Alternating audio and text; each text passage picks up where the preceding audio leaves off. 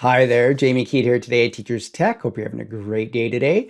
Today I want to show you how to use the if function in Microsoft Excel. So if you've never used this function before, this is one of the more popular ones that you're going to see in Microsoft Excel. So it's an important one to know how to use. So I'm going to go through it from a beginner's look at it, but I also want to add some other things on even how a nested and or if inside of this function can work too. So let's get started today on Teachers Tech with the if function in Microsoft Excel.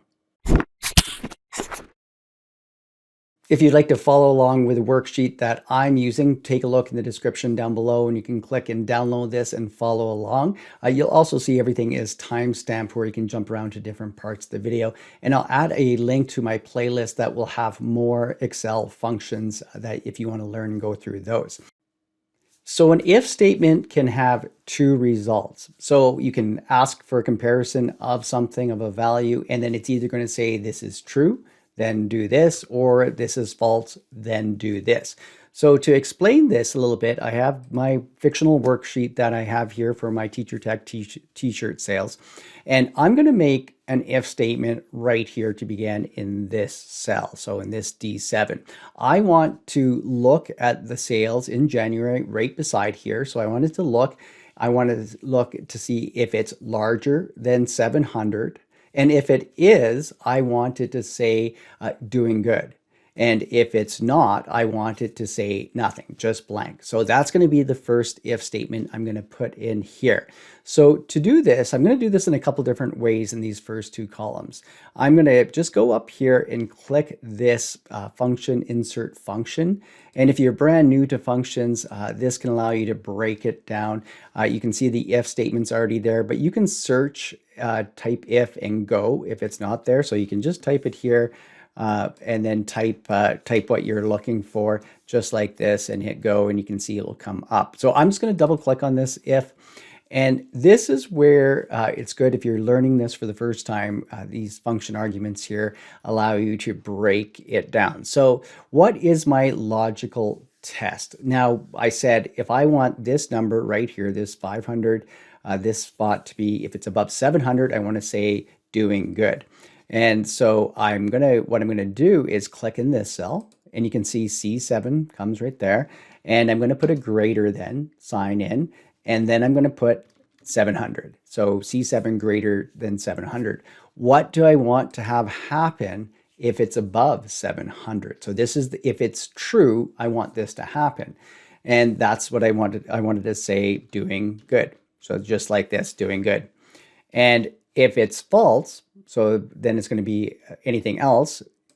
If it's below 700, then it's going to be, I want it to be blank. And to do that, I can just hit the quotation marks 2 times like that. And I'm going to hit OK.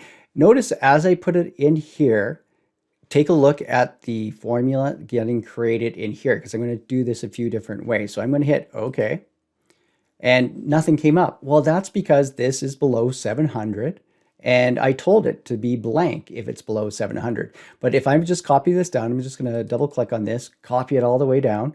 And you can see this should say doing good because it's above 700. This should be blank and so on. So that's the first way you could do any of these functions. Anytime you click in these cells, if you click right here again, it opens it back up so you can see how it's working here. Now, on this next if statement, it's going to be the same thing, but I just want to point out different ways you can write it if you're new to functions. So I'm going to put the equal sign in here, and I'm going to start with my function, and that's going to be, I'm going to type if, and I could just start typing away if I wanted to, if I knew all the things to type, or I could click on this, and you can see it kind of gives me a path to follow. So what was my logical test? Well, in this case, I wanted to know if this C7 was greater than, so I'm going to put greater than. Now, rather than typing 700, I'm going to make a cell reference, and it's going to be up here. So I'm going to click right here, and so that's a cell reference. And I'll show you how it's easy to change just that one spot if the number changes. But the thing to know is when I copy this down, this will move if I don't make it fixed. And so to do that, I'm going to hit F4, and you can see that the dollar sign in front of the F and in front of the 2, that won't move when I copy it down. Now, so this is going to be the same. I'm going to put my comma. And what do I want it to say? Well, this time I'm not going to type in doing good. Again, I'm going to reference it to this cell right here. I'm going to click on it and I have to fix it. So I'm going to put F4 again. So that makes the dollar signs appear in front of the E and the 2. And I'm going to put a comma. And this time I'll put my double quotation mark just like this. And I'm going to end my bracket because I had a front one. I have to put an end one. And I'm going to hit return. Again, same thing here. As I copy this down, you can see I'll get all the same results. And at any time, I can click on these. And if I click back on the F, it will still make the reference. And the nice thing is, if you're doing these cell reference, if this number changed to 500 all of a sudden, you can see how it just instantly changes. So it makes a quick way to make some adjustments to it just by changing the one spot in here. So even if I go through and got rid of this word, you can see how I'll just get rid of the doing here like this. And you can see how it quickly changes on it. So that's why cell references could be a good way rather than just typing in the first way, just typing the words and the numbers like that. So I have these 3 different scenarios that I'm working through here today in today's lesson, and I'm on number 2. The number 1 was the first 2 examples with the if. So in this case, what I want to have happen is that with an if statement, it's going to look at the number, but this time it's not that it's just above 700. It needs to be above 700 and below 1200, then it's going to bring back doing good or be blank again. Now, I'm going to start with my equal sign in here. I'm going to write if, just like this, select it. Now, I need to have a nested AND function inside of this if statement, if function to have this work. So I'm going to type AND because I'm going to get 2 different things I needed to look for. So I'm going to select AND. What is the first thing I said? Well, I said this number right here needs to be greater than this number. And remember, I have to fix it to that spot because I'll be copying it down. I'm going to hit F4.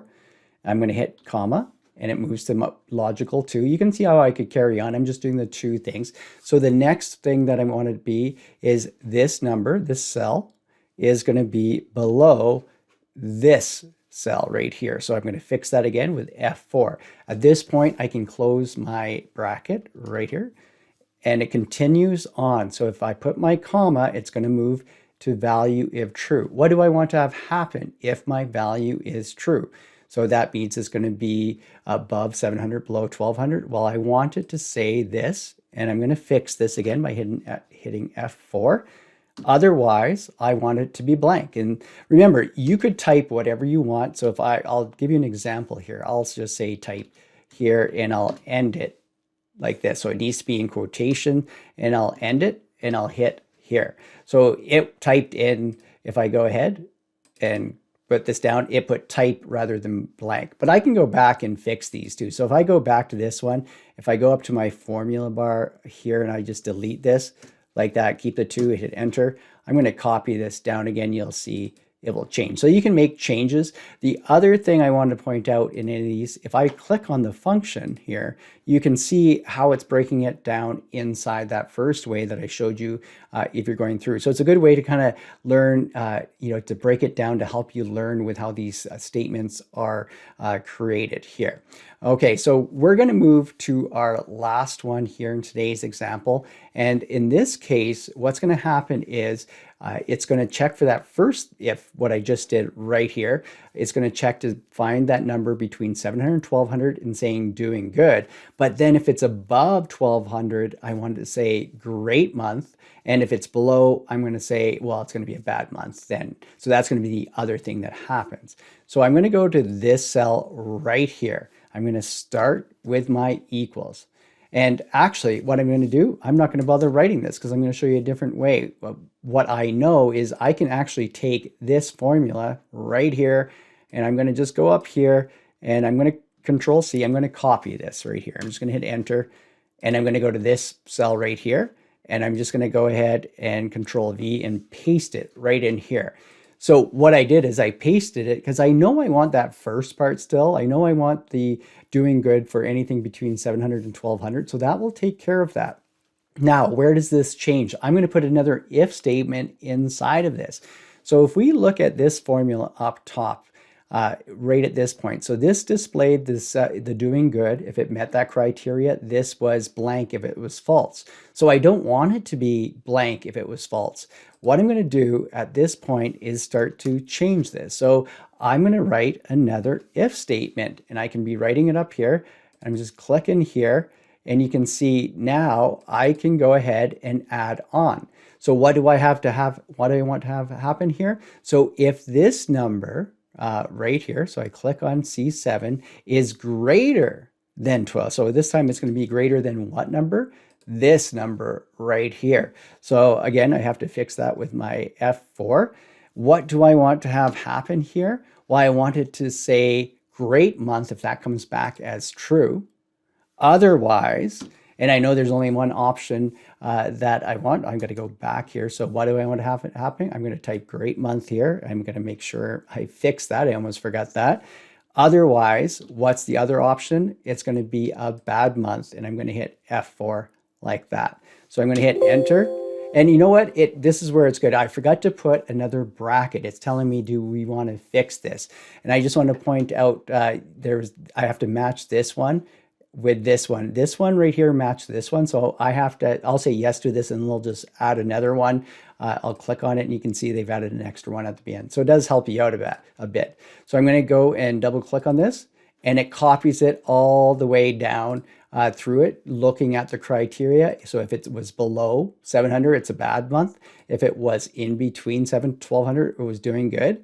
And if it was above 1200, it was a great month. And remember, we can go back and check our functions through this spot right here. You can see how everything was broken down. So I hope you like this little lesson on the if statement and nested and ifs inside of it. Again, check out my other functions, the tutorials that I have in the playlist listed in the description. Thanks for watching this week on Teachers Tech. I'll see you next time with more tech tips and tutorials.